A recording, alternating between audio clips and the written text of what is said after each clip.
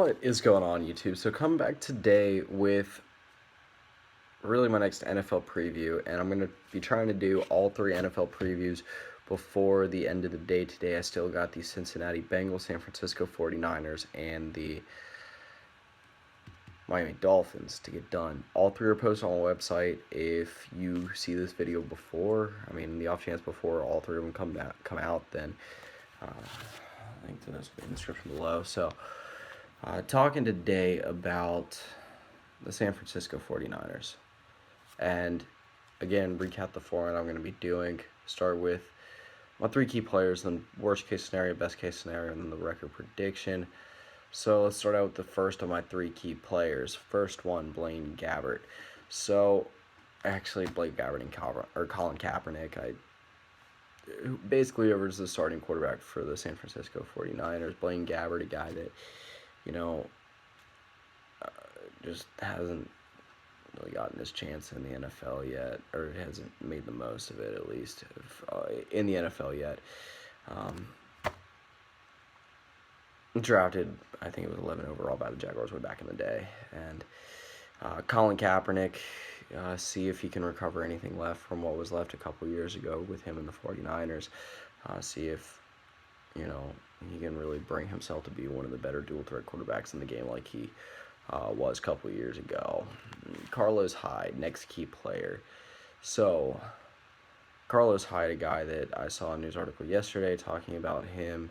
I think he can have a 1,500-yard year, which, if he could, obviously that's fantastic. This is a guy that after the first, 2 weeks of last year, or at least I thought he was going to have an absolutely studly year, and just didn't happen.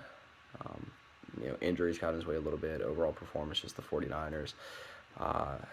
Mediocrity to bad play in and of itself. And then third key player, point of that was Carlos Hyde. Make or break year, in my opinion. So, Navarro Bowman, third key player, and one of the most consistent 49ers over the last 7 years. Since he was drafted back in 2010, I guess last 6, technically, for what he's played in the NFL so far. Signed his, I want to say 7 years. Signed a new deal this off season. And let me try to pull up the details for you guys. And I think he's the key to this 49ers defense. It's a defense that while I think they got some good pieces moving forward. When you look at DeForest Buckner, I like that. I thought that was actually a very good pick. Fits in with them well. Opposite Eric Armstead, another stud on the line from Oregon. And then Anton Bethea, him, Eric Reed at safety can step up. There's a few more I could go through, but anyway, this is a team that I think if they are successful, are going to be run through the defensive line and the linebackers, at least on defense.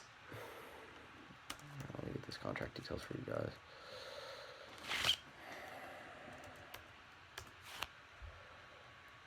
$77 million over 5 years. Alright, I just got that mixed up. Anyway, big deal. See if he can make the most of that this year. Worst case scenario for me for the 49ers. 2-14, last place in the NFL. Again, you do what the Niners did last year.